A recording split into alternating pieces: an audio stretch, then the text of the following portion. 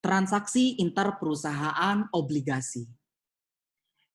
PT Panda memiliki 90% saham beredar PT Angan sejak tahun 2017. Nilai akuisisi adalah 540 juta. Ekuitas PT Angan terdiri dari modal saham 200 juta dan saldo laba 340 juta. Akuisisi tersebut memunculkan selisih nilai yang diidentifikasi sebagai aset teridentifikasi sebagai berikut: under value persediaan 40 juta, under value tanah 100 juta, over value bangunan 80 juta. Persediaan tersebut telah terjual habis pada akhir 2017. Sementara bangunan ditaksir masih dapat bermanfaat selama 16 tahun. Pada 2 Januari 2018, PT Angan menerbitkan 10% obligasi 100 juta. Bunga dibayar tiap 2 Januari dan 2 Juli dalam masa utang 5 tahun. Tingkat bunga pasar pada tanggal penerbitan obligasi sebesar 12%. PT Angan mencatat utang obligasi tersebut pada nilai buku dan menerapkan metode amortisasi bunga efektif. Manajemen PT Angan mendesain obligasi ini sebagai utang yang hanya akan dilunasi hingga jatuh tempo tiba atau design as held to maturity. Pada tanggal 3 Januari 2019, PT Panda membeli 40% obligasi PT Angan dari pihak ketiga. Tingkat bunga pasar yang berlaku pada tanggal transaksi tersebut adalah 11%. PT Panda bermaksud memiliki obligasi PT Angan hingga jatuh tempo. Berikut ini adalah data laba bersih dan dividen dari PT Angan. 2017 laba bersih 150 juta dan dividen 60 juta. 2018 laba bersih 190 juta dan dividen 75 juta. 2019 laba bersih 220 juta dan dividen 90 juta. Tahun 2020 laba bersih 320 juta dan dividen 140 juta. Catatan, perhitungan nilai kini dari transaksi obligasi di soal menggunakan pendekatan angka nilai kini 4 angka di belakang koma. Saudara diminta, A. Jika PT Panda menerapkan metode biaya untuk transaksi investasi saham di PT Angan, saudara diminta 1. Menghitung besarnya pendapatan investasi saham di PT Rasa di PT Angan yang diakui PT Panda pada tahun 2017, 2018, 2019, dan 2020. 2. Menghitung beban non-pengendali di kertas kerja tahun 2017, 2018, 2019, dan 2020. 3. Membuat jurnal eliminasi di kertas kerja yang dikaitkan dengan transaksi obligasi antara PT Panda dan PT Angan dalam kertas kerja 2018, 2019, dan 2020. A. Jurnal eliminasi akun utang obligasi, investasi utang obligasi. B. Jurnal eliminasi beban bunga dan pendapatan bunga. B. Jika PT Panda menerapkan metode ekuitas untuk transaksi investasi saham di PT Angan, saudara diminta 1. Menghitung besarnya pendapatan investasi saham di PT Angan yang diakui PT Panda pada tahun 2017, 18, 19, dan 2020.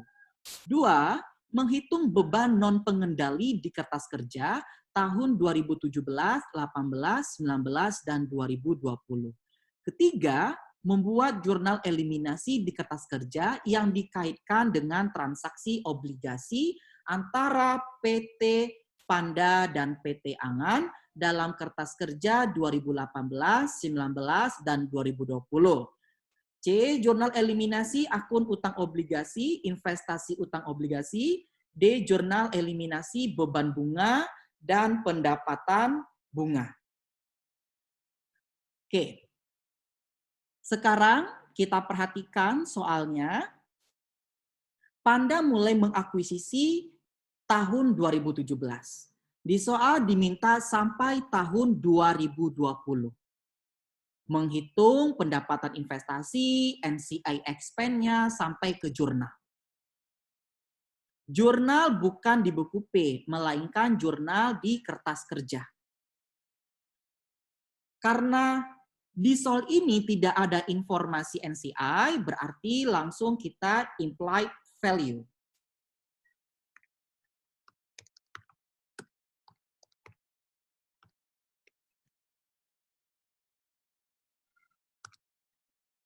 Oke, investasi 540 dibagi kepemilikan 90%, 600.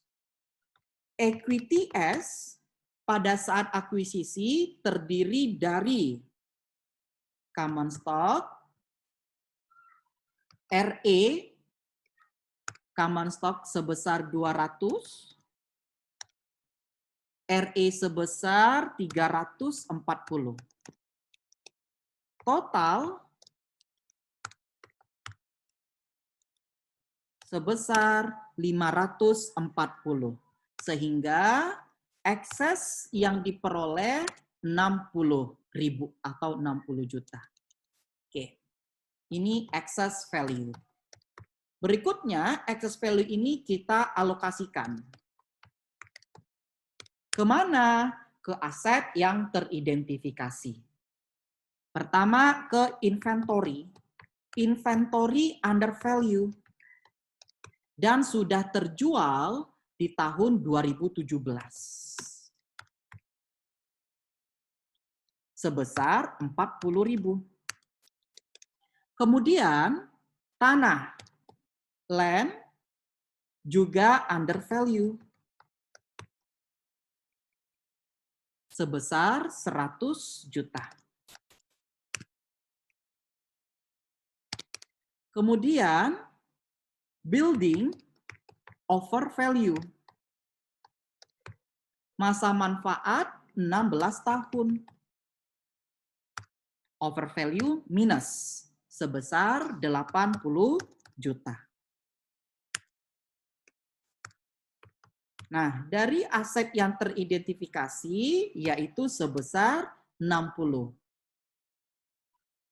Sehingga tidak ada bagian untuk goodwill. Berikutnya, kita buat tabel amortisasi untuk excess value ini. Unamortized beginning. Inventory 40, land 100, building 80.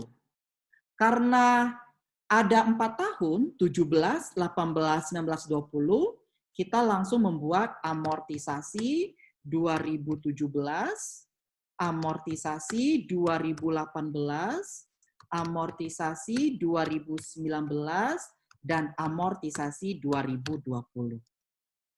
Inventory sudah terjual di tahun 2017, seluruhnya diamortisasi. Tanah tidak diamortisasi. Building diamortisasi selama 16 tahun, per tahunnya yaitu 5.000. Oke. Inventory tahun 2018, 19, 20 tidak ada karena sudah habis. Untuk building 2018 5.000, 2019 20 juga 5.000. Sekarang kita totalkan amortisasi 2017 35.000. 18 19 20 5.000. 2017 minus 35, 18 19 20 positif 5.000. Sebelum kita mencari income from S, kita buat dulu perhitungan untuk bonds.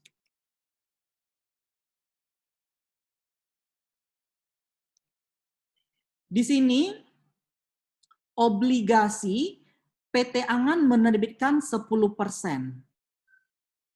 PT Angan yang menerbitkan, artinya transaksi obligasi ini merupakan upstream.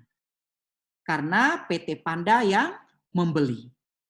PT Angan menerbitkan 2 Januari, kemudian tanggal 3 Januari 2019 atau 1 tahun kemudian PT Panda membelinya.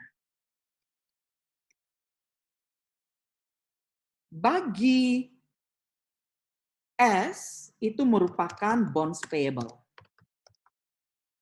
Bagi P merupakan investment in bonds. Kita mulai carrying coupon rate, market rate, period, kemudian face value, PMT, present value.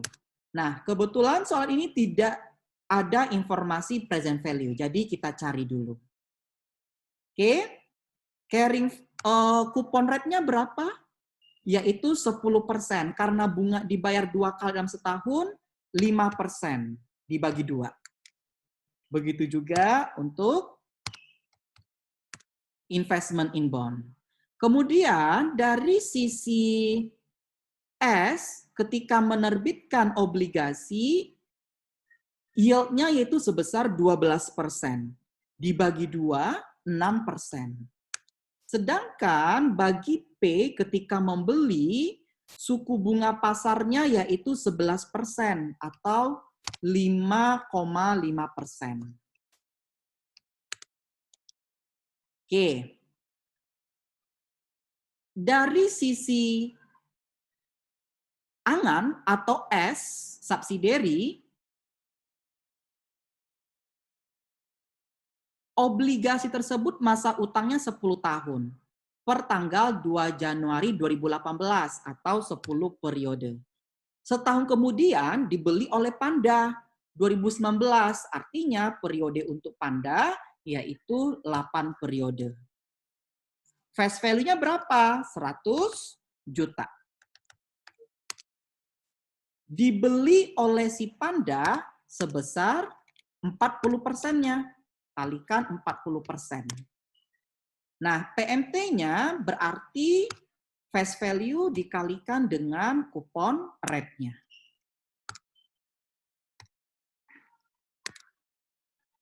Oke, untuk present value bisa kita hitung. Rate, market rate-nya dibagi period, kemudian PMT-nya, kemudian face value-nya. Oke, untuk investment in bond, rate, kemudian period, kemudian PMT-nya, face value, ya. Setelah itu kita buat tabel amortisasi, diskon atau premium. Kita mulai dari bonds payable. Dari sisi CS. Date, interest, expense, kemudian cash paid atau payable, amortization, dan carrying value. Dimulai saat penerbitan 2 Januari 2018. 2 Januari 2018. Dibayar Juli. 2 Juli 2018.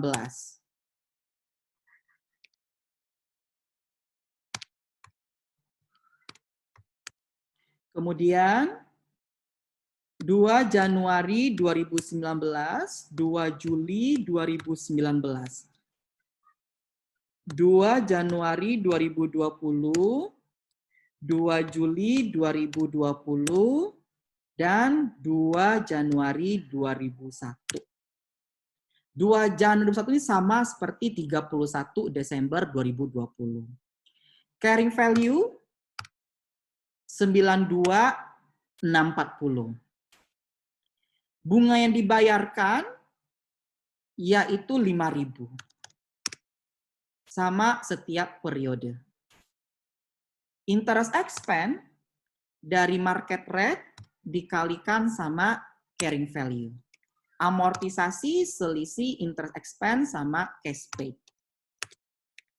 Karena karena obligasi diterbitkan, diskon untuk mencari carrying value-nya ditambah dengan amortisasi.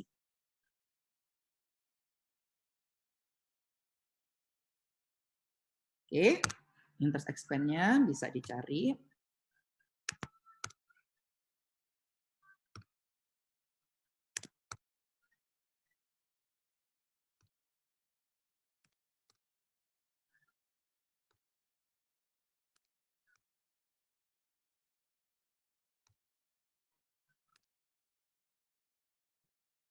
Berikutnya untuk investment in bonds. Date, interest, income, cash receive, atau receivable, amortization, dan carrying value. Dimulai pada tanggal 3 Januari 2019. Oke.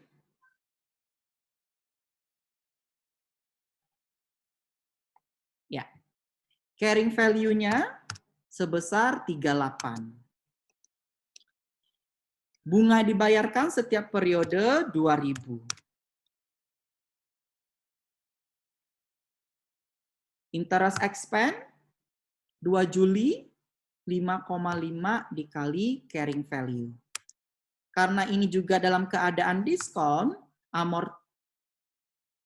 untuk amortisasi diselisihkan. Untuk carrying value karena diskon berarti ditambah.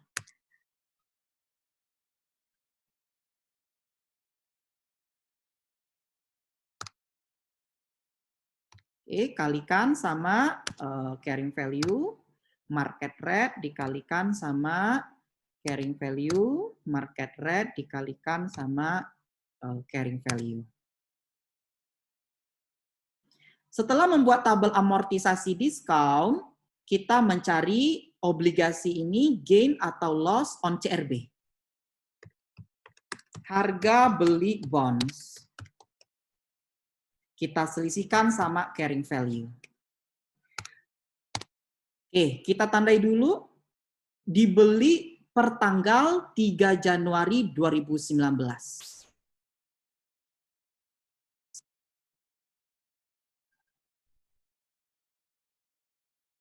Ya. Harga beli 38.733. Utang yang dibeli atau yang dilunasi 93.790 dikalikan sebesar 40%. Ada utang 37.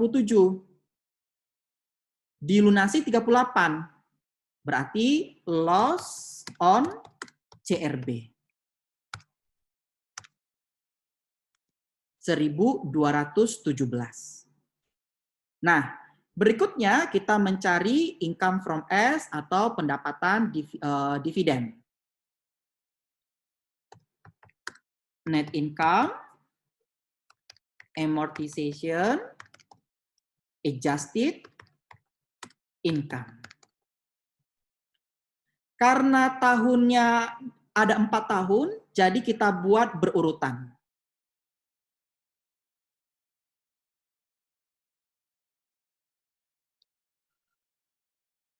2017,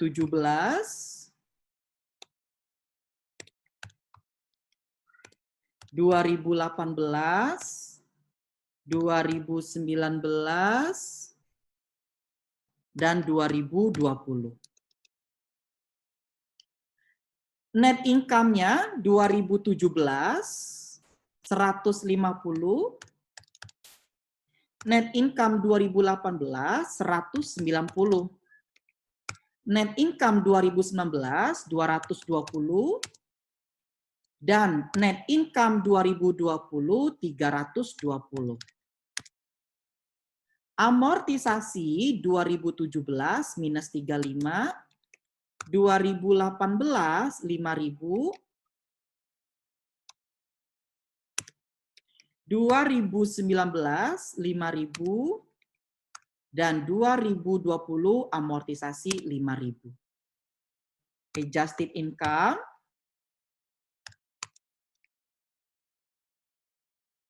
(2017 115, 2018 195, 2019 225, dan 2020 325). Kemudian kita lihat transaksi interperusahaan hanya obligasi, dan obligasi terjadi pada tanggal 3 Januari 2019. Berarti hanya di kolom 2019 dan 2020. Karena ini loss, realize loss on CRB, kemudian piecemeal derecognition of loss on CRB. Realize terjadi di tahun 2019. Realize loss berarti minus 1.217. Untuk 2020 tidak ada.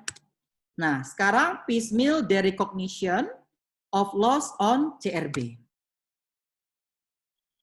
Oke, beli 40%,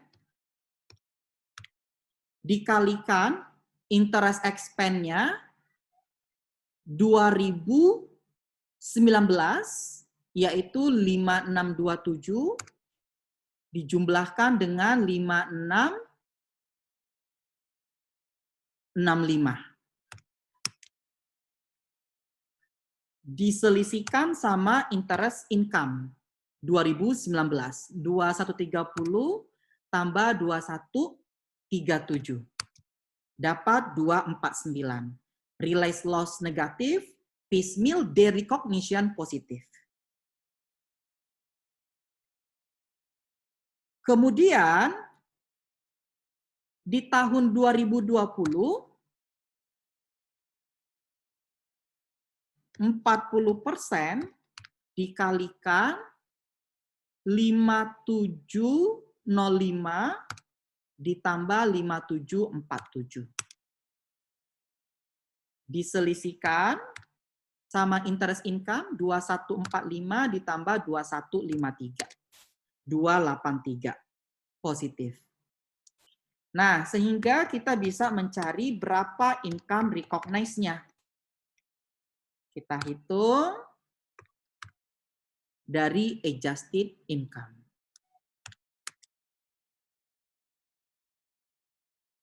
Ya.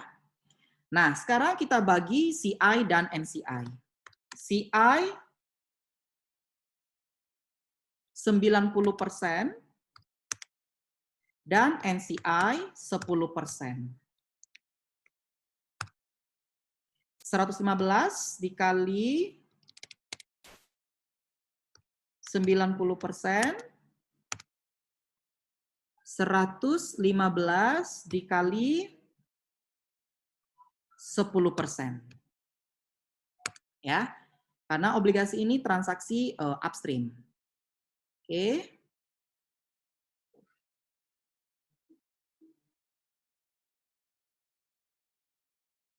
Berikutnya untuk dividen.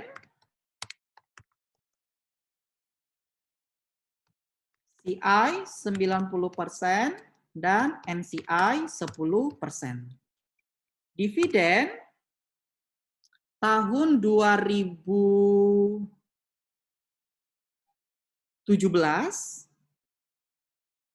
60, tahun 2018 75, tahun 2018 90, dan tahun 2020 320. Kita bagi Untuk CI kalikan 90% dan untuk NCI kalikan 10%.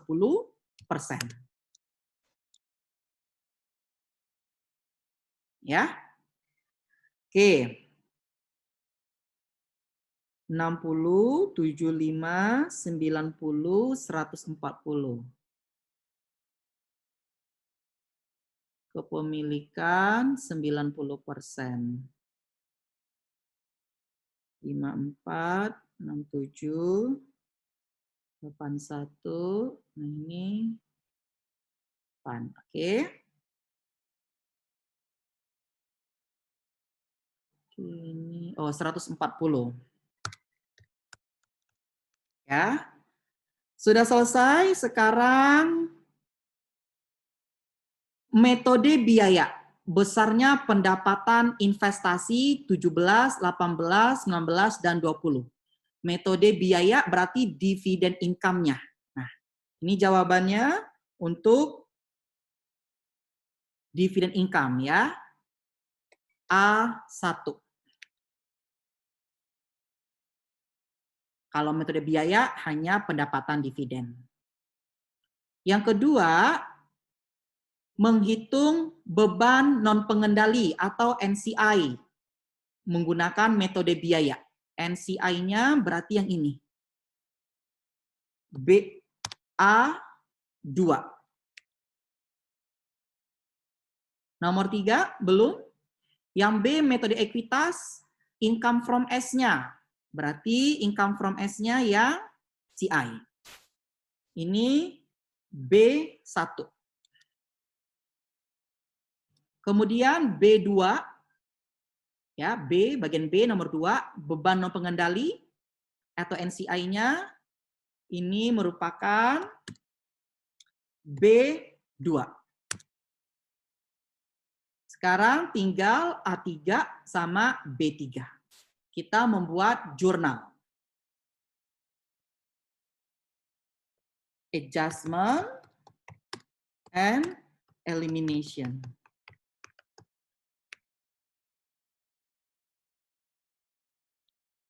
Jurnal eliminasi di kertas kerja yang dikaitkan dengan transaksi obligasi antara PT Panda dan PT Angan dalam kertas kerja dimulai tahun 2018, 2019, 2020. Berarti ada 2 jurnal. Yang pertama eliminasi bonds payable dan investment in bond. Yang kedua eliminasi interest income dan interest expense. Kita mulai dari tahun 2018.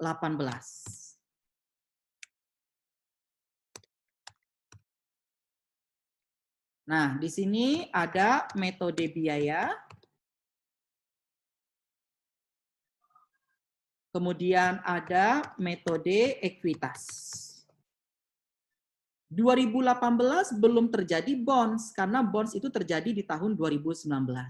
Berarti di 2018, no entry. 2018 metode ekuitas, idem. No entry.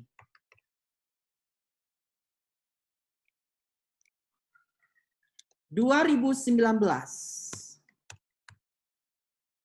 baru terjadi jual beli obligasi.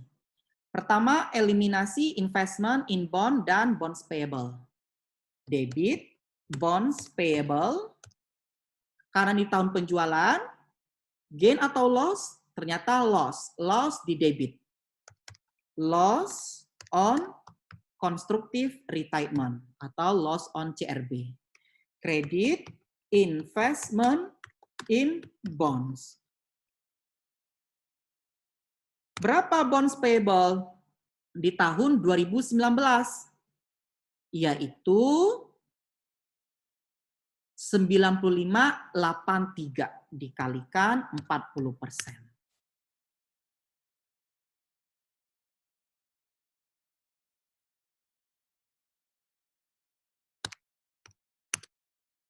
Investment in bonds akhir tahun 2019 39. Kita selisihkan 39 dikurang 38. 968. Kemudian eliminasi interest income dan interest expense. Interest income, kemudian interest expense, debitnya loss on CRB. Interest income 2019 yaitu 2130 ditambah 2137. Sedangkan interest expense 5627 ditambah 5665 dikalikan 40%. Sehingga loss on CRB 249. Nah, ini bisa diuji. Tambahkan loss on CRB 98 dengan 249. Hasilnya 1217 sesuai dengan yang kita hitung tadi, 1217. Oke. Kemudian bagaimana di tahun 2019 menggunakan metode ekuitas? Nah, baik menggunakan cost method maupun equity method, baik downstream maupun upstream, sama jurnalnya. Ini kita pindahkan.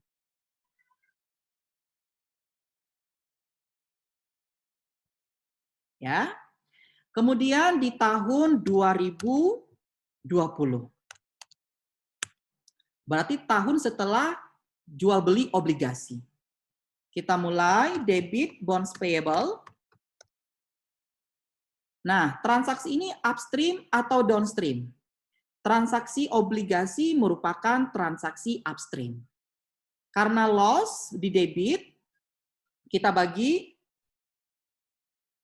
untuk metode biaya berarti RE debitnya, kreditnya NCI, debit lagi NCI equity. Dan kredit investment in bonds. Bonds payable di tahun 2020 yaitu 96535 dikalikan 40%. Investment in bond tahun 2020 39. Kita selisihkan untuk RE 39 dikurangi 38 dikali 90%. Untuk NCI equity 39 dikurangi 38 dikali 20%. Maaf, 10%.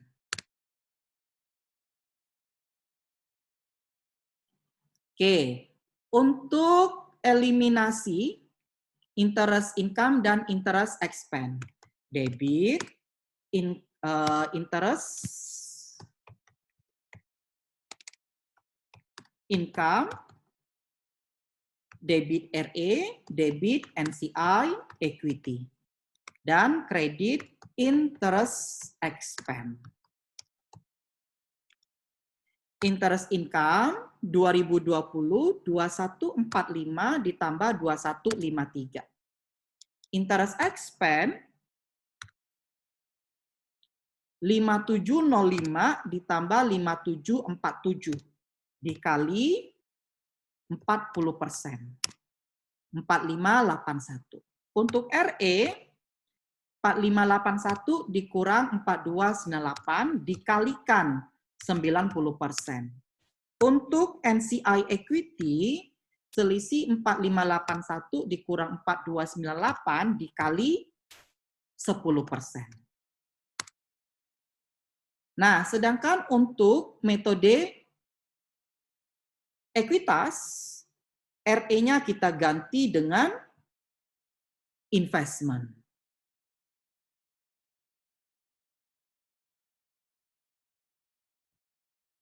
RE ganti dengan investment in S. Untuk interest income, interest expense, RE-nya diganti dengan investment in S.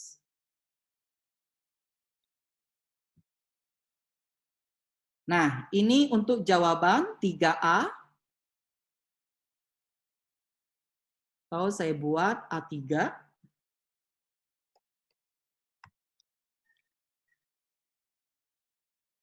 Kemudian jawaban B3.